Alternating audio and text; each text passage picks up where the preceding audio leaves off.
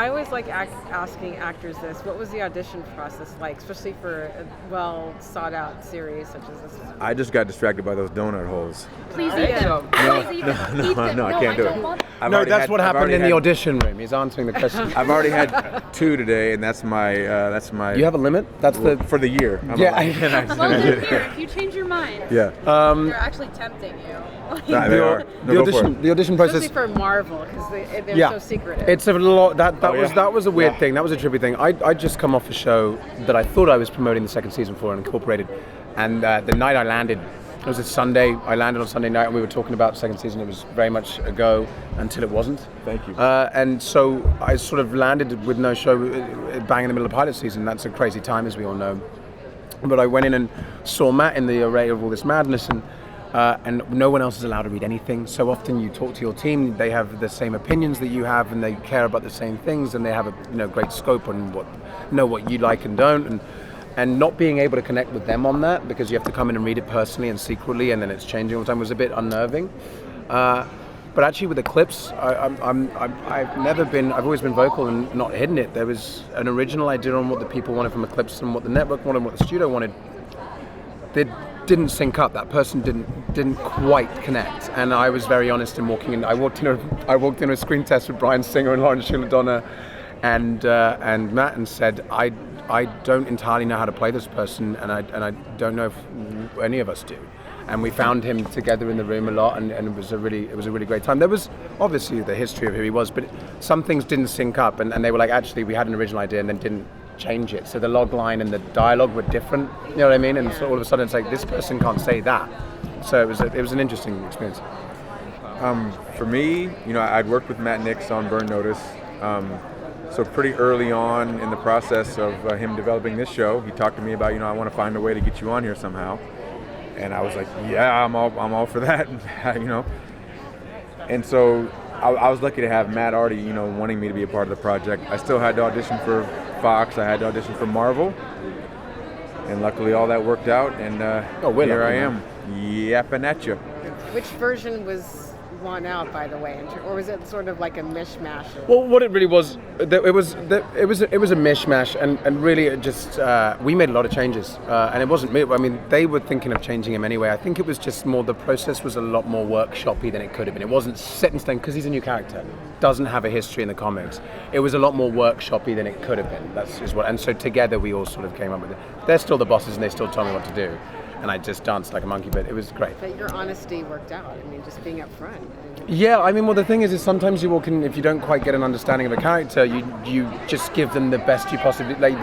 But actually, sometimes honesty pays off because they're getting very middle of the way. I'll just appease them and do do you know what I mean? You give them a moot casting. No, I kind of know what you mean. Well, like, you know what I mean? My character doesn't have a whole lot to do in the pilot, in that first episode. So as far as the scenes to do for the auditioning, there wasn't much to really grab onto.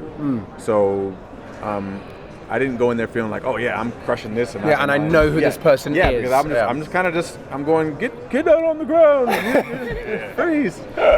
So luckily, I'm so good looking they gave me the part anyway.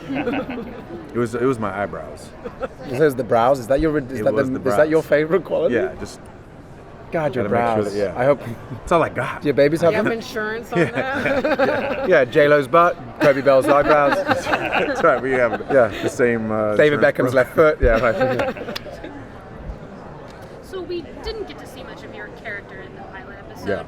Yeah. And you won't get to see more of him.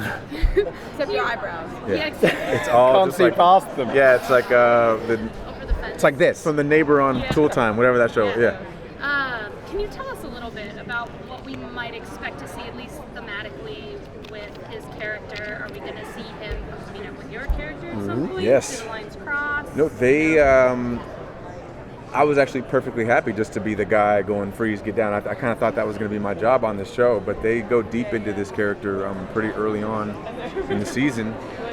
They do his whole backstory and what makes him tick and why he's doing what he's doing, and I think that's really interesting to have the quote bad guy to actually give him a personality and give him a sort of a soul and show the audience that he's just a guy doing his job. And give him justification, validation for his actions. Yeah. And then, we do that too. They show why he's doing what he's doing. And I'm kind of going character by character. You know, like in the second episode, I'm with Steve a lot, and then I have some stuff with Emma in the third one, and then Emma and Sean in episode 5. It's so I kind of get to my work relationship. You know what I mean? With everybody. It's There's some developing. skirmishes. People are always brushing past each other, passing ships. And so But it's good stuff. The writers are giving us great stuff to do, and we're having fun doing it. yeah. So the show is very much about family. Are we going to find out a bit about your family in these? Yes, and that's all I will say. Yes. I'm his son. Yes.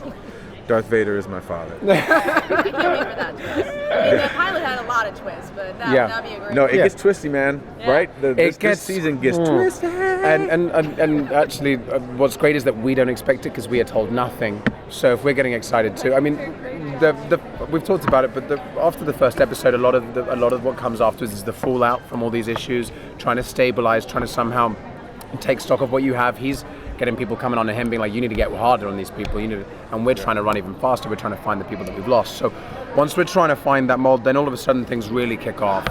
And we're in the middle of episode 8 filming wise, but we're getting scripts for episode 9, and the final 5, the whole show gets flipped on its head, and it changes the whole dynamic. It's very exciting. It's really, really good. Yeah.